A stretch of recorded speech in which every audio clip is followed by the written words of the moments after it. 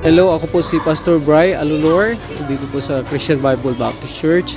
Salamat po sa lahat po ng mga tumutulong sa aming ministry po dito sa Hispaniola para ma-reach out po ang mga kapatiran native from mountainous area.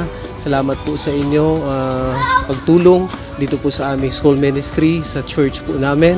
Malaking tulong po at kayo biyaya ng Panginoon ginagamit ang mga tao po na kagaya po niyo. Thank you UECP family. Thank you po sa inyong suporta po dito sa amin. God bless.